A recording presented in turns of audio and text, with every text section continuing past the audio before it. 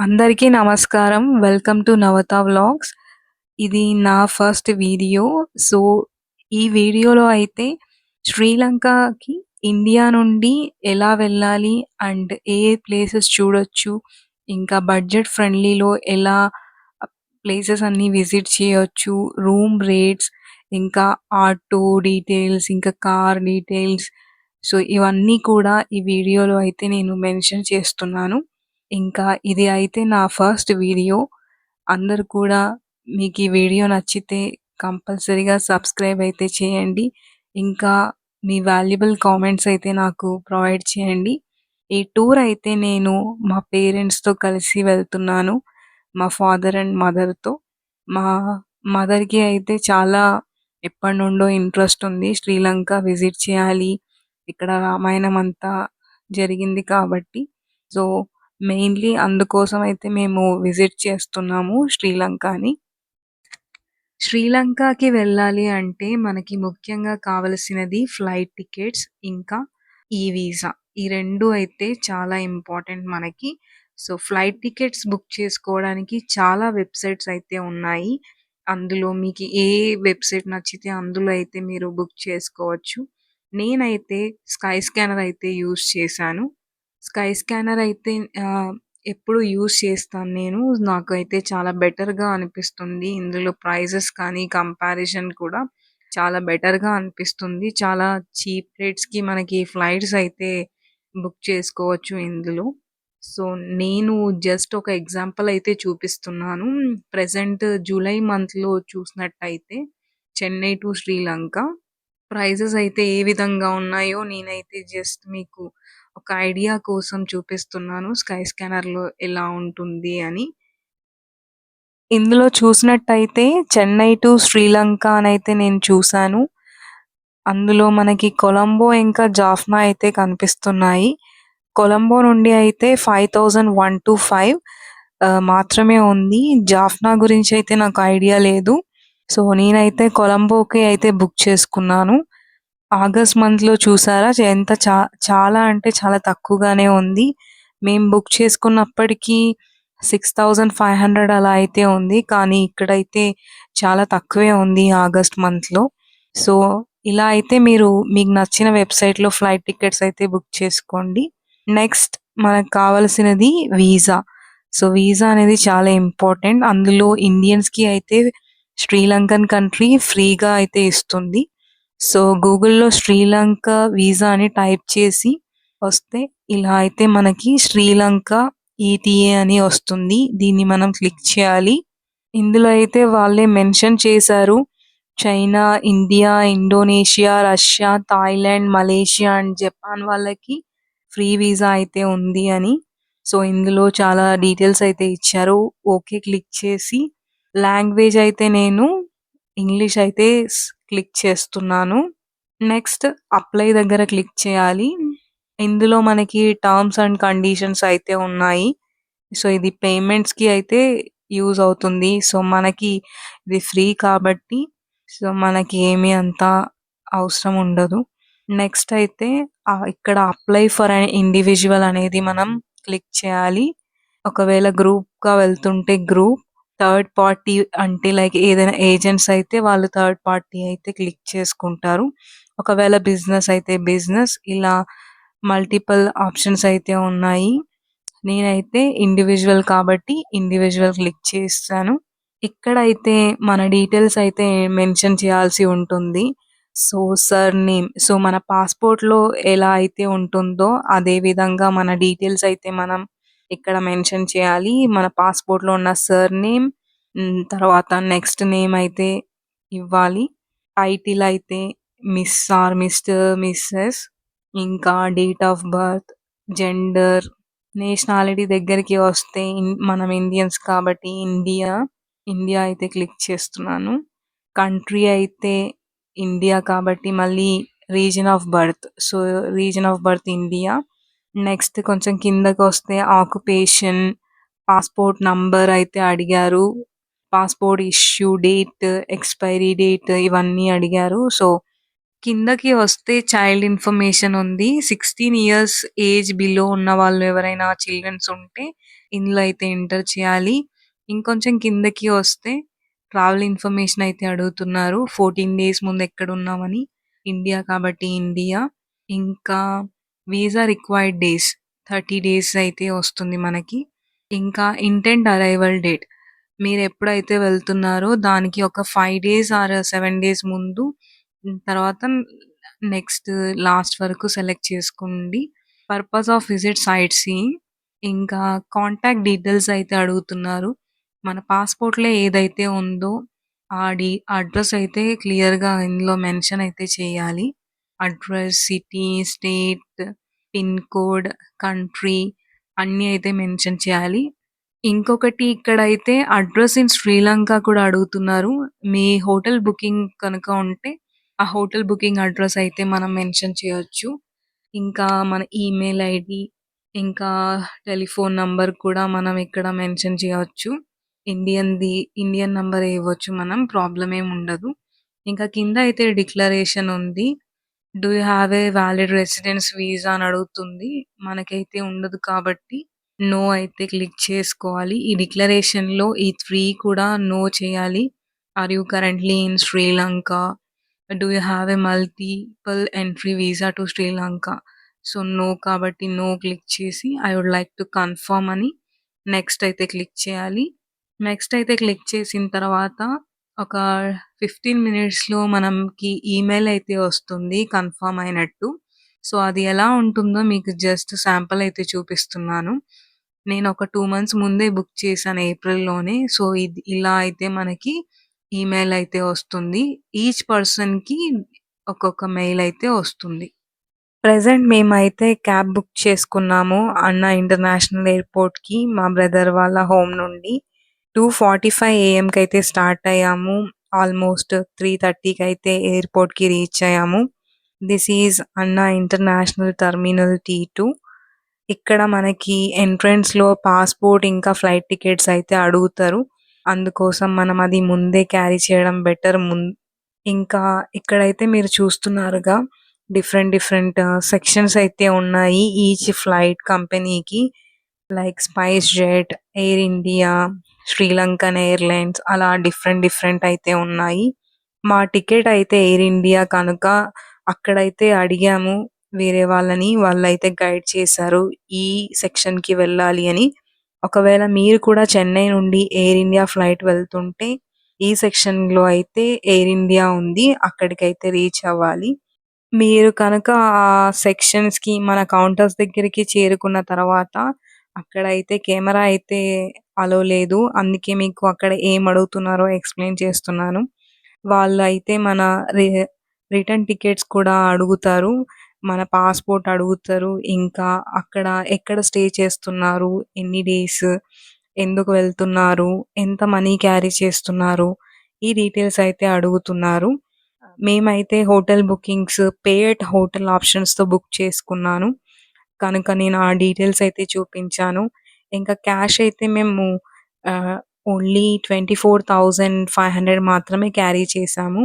ఎందుకంటే కార్డ్స్ కూడా అక్కడ వర్క్ అవుతుంది కాబట్టి కార్డ్స్ అయితే క్యారీ చేశాము. ఎక్కువ క్యాష్ రిస్క్ అని మేము 24,500 మాత్రమే క్యారీ చేశాము.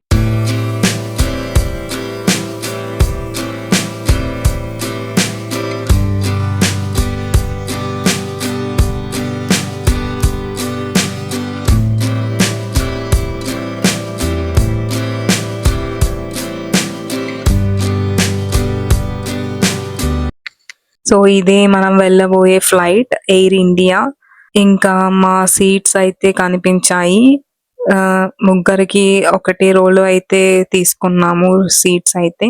ఇంకా ఫ్లైట్ అయితే స్టార్ట్ అయిపోయింది చెన్నై టు కొలంబోకి.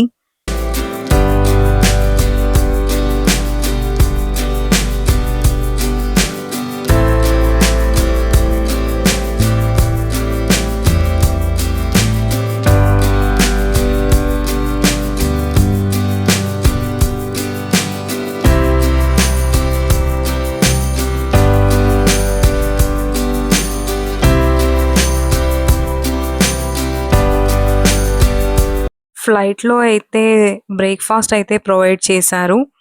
బ్రేక్‌ఫాస్ట్‌లో అయితే మనకి వెజ్ అయితే ప్రొవైడ్ చేశారు. ఇందులో పొంగల్, ఇడ్లీ, ఒక ఇడ్లీ, సాంబార్ ఇచ్చారు. ఇంకా bun, Amul butter, water bottle small one, ఇంకా ఫ్రూట్ యోగర్ట్ అయితే వాళ్ళు మనకి కాంప్లిమెంటరీగా అయితే ఎయిర్ ఇండియా వాళ్ళు ప్రొవైడ్ చేశారు.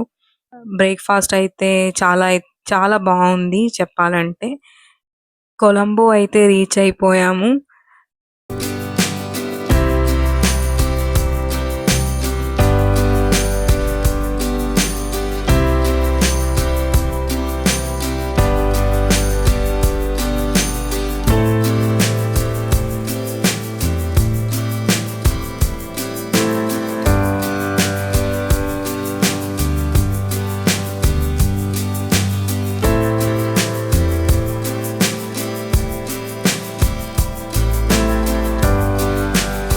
ప్రెజెంట్ అయితే బండారనాయకి ఎయిర్‌పోర్ట్‌కి అయితే రీచ్ అయ్యాము. ఇక్కడ ఇమిగ్రేషన్ ప్రాసెస్ అయితే చాలా సింపుల్‌గానే ఉంది. ఎటువంటి క్వెషన్స్ అయితే ఏమి అడగలేదు. ఇంకా పాస్‌పోర్ట్ పైన స్టాంప్ అయితే వేసి పంపించారు. అలానే ఇప్పుడు మనకి మెయిన్‌గా కావాల్సినది కరెన్సీ ఎక్స్‌చేంజ్ అయితే చేసుకోవాలి. ఇంకా సిమ్ కార్డ్ అయితే కావాలి. ఇక్కడ నుండి మనం ఏదైనా క్యాబ్ బుక్ చేసుకోవాలంటే కూడా మనకి సిమ్ కార్డ్ అయితే కంపల్సరీగా ఉండాలి.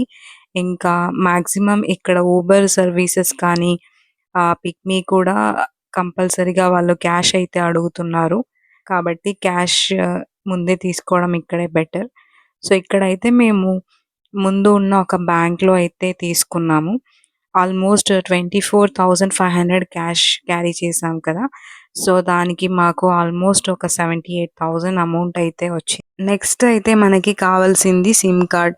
సో, డైలాగ్ సిమ్ అయితే చాలా నెట్వర్క్ ఉంది అని అన్నారిక్కడ. సో, డైలాగ్ సిమ్ అయితే తీసుకున్నాను. 30 డేస్ వ్యాలిడిటీ, ఇంకా 50 GB, almost 900 rupees Indian rupees అయితే ఛార్జ్ అయింది నాకు. ఇంకా ఇక్కడ ఊబర్ ఇంకా పిక్‌మి 2 యాప్స్ అయితే పనిచేస్తున్నాయి. ఒకవేళ క్యాబ్ బుక్ చేసుకోవాలంటే. నేనైతే పిక్‌మి యాప్ అయితే ఇండియాలో ఉన్నప్పుడే డౌన్‌లోడ్ చేశాను. ఇంకా సిమ్ అయితే జస్ట్ 2 మినిట్స్‌లో యాక్టివేట్ అయిపోయింది కాబట్టి, సో, నా శ్రీలంకన్ నంబర్‌తో రిజిస్టర్ చేసుకొని పిక్‌మి యాప్‌లో క్యాబ్ అయితే బుక్ చేశాను. సో, మనం ఇక్కడ నుండయితే బయటకైతే వెళ్తే క్యాబ్ అయితే దొరుకుతుంది.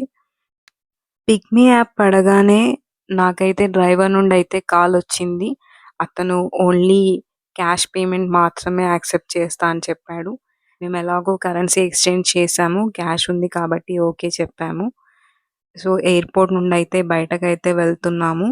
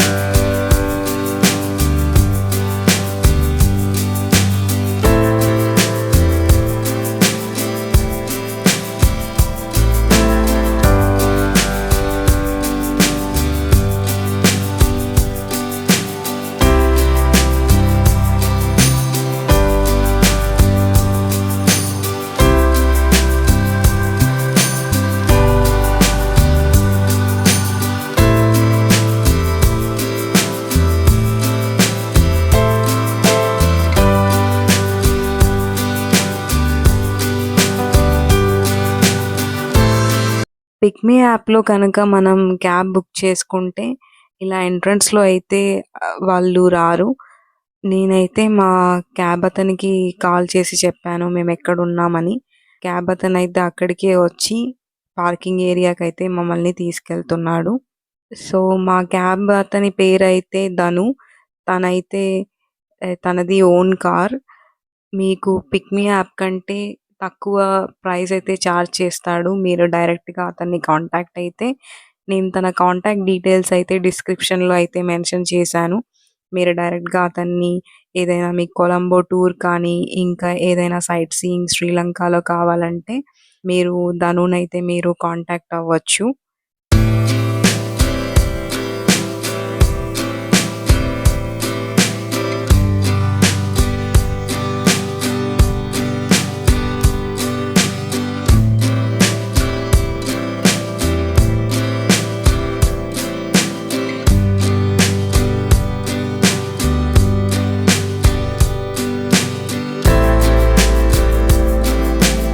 ఆల్మోస్ట్ 1 అవర్ జర్నీ చేశాక రూమ్‌కైతే రీచ్ అయ్యాము. ఈ రూమ్ అయితే నేను బుకింగ్.కామ్‌లో అయితే బుక్ చేశాను.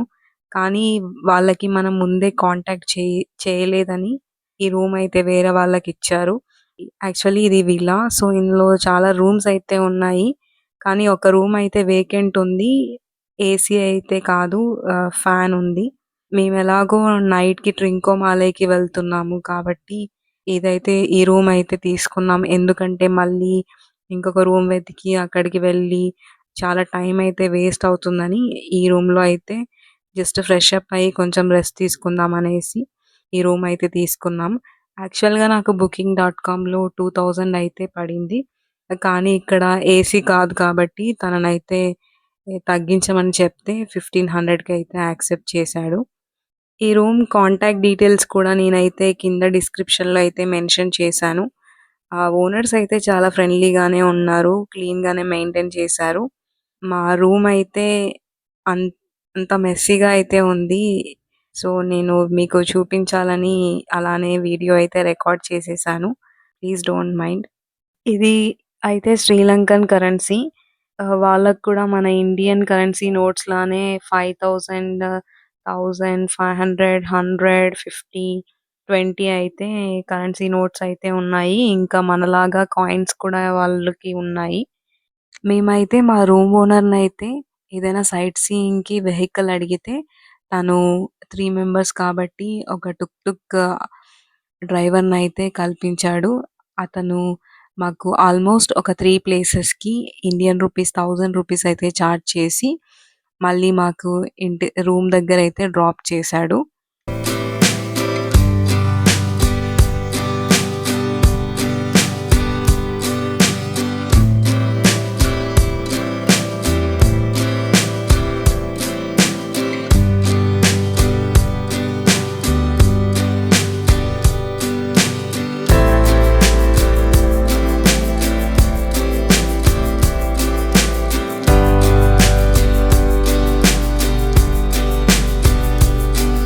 శ్రీలంకలో మేము ఫస్ట్ విజిట్ చేసిన place independence square or independence memorial hall.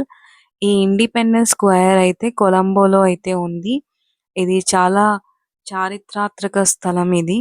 ఇది 1948లో అయితే బ్రిటిష్ నుండి వాళ్ళకి స్వాతంత్రం వచ్చినందుకు నిర్మించబడింది. ఈ ప్లేస్ అయితే వాళ్ళకి ఇండిపెండెన్స్‌నైతే గుర్తు చేస్తుంది. ఇందులో అయితే ఒక పెద్ద హాల్ అయితే ఉంది. ఇంకా చాలా పిల్లర్స్ అయితే ఉన్నాయి. ఇది చాలా most important place in Colombo.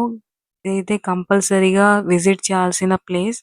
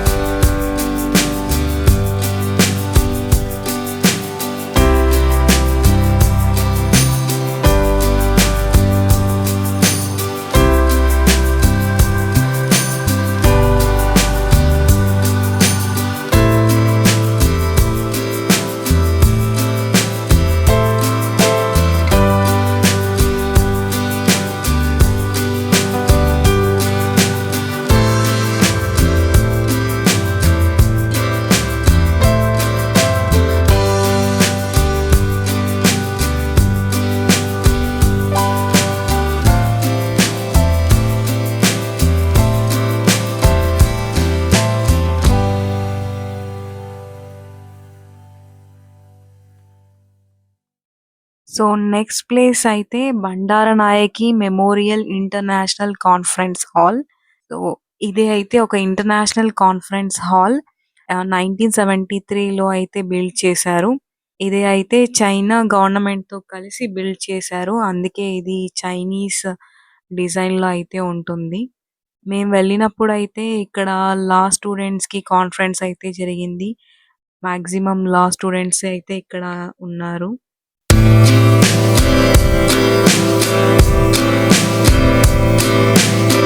Next place అయితే గంగారామయ్య టెంపుల్. సో, ఈ గంగారామయ్య టెంపుల్‌కి కొంచెం ముందు సీమా మలాకా టెంపుల్ కూడా ఉంది. సో, టికెట్ అయితే మనకి ఒకటే ఉంది. ఇక్కడైతే నాకు ఒక ఆటో గైడ్ అయితే కనిపించాడు. అతను ఆల్మోస్ట్ ఒక 8 ప్లేసెస్ చూపిస్తా అన్నాడు. దానికి తను ఓన్లీ 1000 ఇండియన్ రూపీస్ అయితే చార్జ్ చేస్తానని చెప్పాడు. ఎలాగో నేను కొలంబో వస్తాను కాబట్టి మళ్ళీ లాస్ట్ డే. సో, ఆ రోజైతే అతనితో అయితే సైట్ సీయింగ్‌కి వెళ్దామని అతని కాంటాక్ట్ నంబర్ అయితే తీసుకున్నాను. సో, మీకైతే డిస్క్రిప్షన్‌లో అయితే అతని నంబర్ అయితే షేర్ చేస్తాను. సో, ఇది గంగారామయ్య టెంపుల్ ఎంట్రన్స్ వ్యూ. అలానే మనం రైట్ సైడ్ వెళ్తే అక్కడ మనం మన ఫుట్‌వేర్ అయితే ఆ బాస్కెట్స్‌లో అయితే వేసి అక్కడే మనం టికెట్ కూడా తీసుకోవాలి. ఈ టికెట్ కాస్ట్ అయితే ఎల్‌కేఆర్ 400 రూపీస్. ఈ టికెట్ మనకి 2 ప్లేసెస్‌కి ఒకటే టికెట్. సీమా మలాకా టెంపుల్‌కి ఇంకా గంగారామయ్య టెంపుల్‌కి కూడా.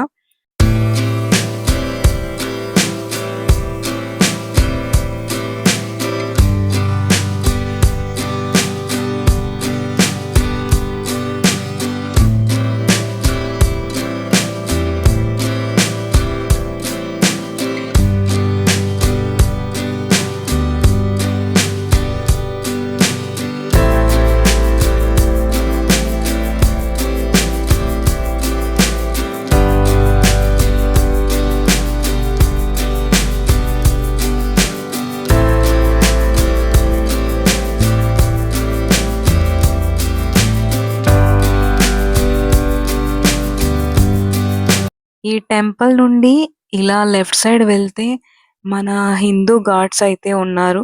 బట్ గ్లాస్ అయితే ఉండడం వల్ల వీడియోలో అయితే సరిగ్గా క్లారిటీగా అయితే రాలేదు.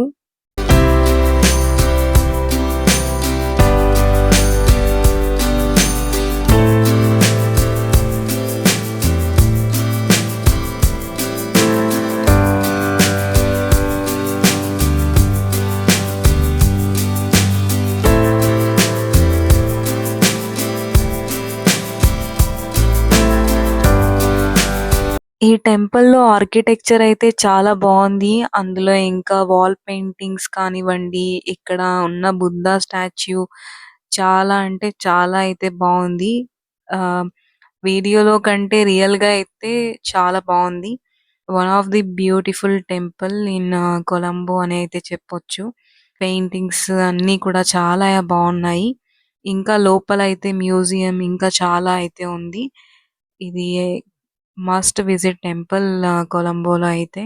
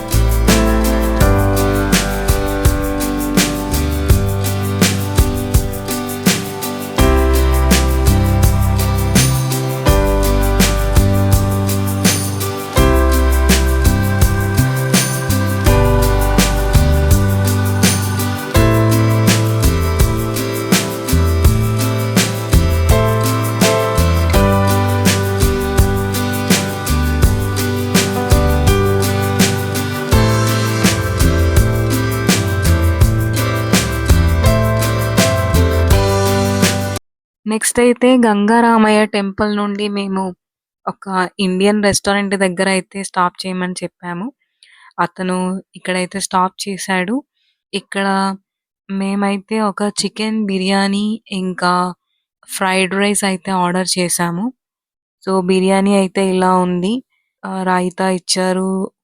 లెగ్ పీస్, ఇంకా ఎగ్, ఇంకా శ్రీలంకన్ రైస్‌తో అయితే బిర్యానీ చేశారు. టేస్ట్ అయితే పర్లేదు. ఫ్రైడ్ రైస్‌కి రెడ్ చట్నీ అయితే ఇచ్చారు. సో, ఫ్రైడ్ రైస్ అయితే బావుంది. బిర్యానీ కూడా పర్లేదు. ఇది ఇది ఇంకా మేము ఒక 2 కోక్స్ తీసుకున్నాము. ఆల్మోస్ట్ మన ఇండియన్ రూపీస్‌లో రూ. 1000 అయితే చార్జ్ అయింది. లంచ్ చేసి బయటకొచ్చిన తర్వాత ఇక్కడ లిచ్చి అయితే చూసాము. ఇది ఆల్మోస్ట్ రూ. 120 ఇండియన్ రూపీస్‌కి హాఫ్ కేజీ అయితే ఇచ్చాడు. పర్లేదని తీసుకున్నాం. So, that's all. సో, ఈరోజు అయితే కొలంబో సిటీ అయితే చూసాము. ఇంకా మాకు నైట్ అయితే ట్రింకోమాలేకి ట్రైన్ అయితే ఉంది. 9:00కి నైట్ జర్నీ ఉంటుంది. ట్రైన్ అయితే సీటరే ఉంటుంది. మన ఇండియా లాగా స్లీపర్ అయితే ఉండదు శ్రీలంకలో. అందుకోసమని మేము డే తొందరగా ఫినిష్ చేసి రూమ్‌కైతే వెళ్లి రెస్ట్ తీసుకుందామని అనుకుంటున్నాము. సో, మీకు ఈ వీడియో నచ్చినట్టయితే లైక్ చేయండి. Please subscribe to my channel. ఇంకా మీ వాల్యుబుల్ కామెంట్స్ అయితే తప్పకుండా షేర్ చేయండి. దానివల్ల నేను ఫ్యూచర్ వీడియోస్‌కి మీ సజెషన్స్ అయితే తీసుకుంటాను. ఇంకా మీకేదైనా డౌట్స్ ఉంటే అడగండి కామెంట్స్‌లో. నేనైతే రిప్లై ఇస్తాను.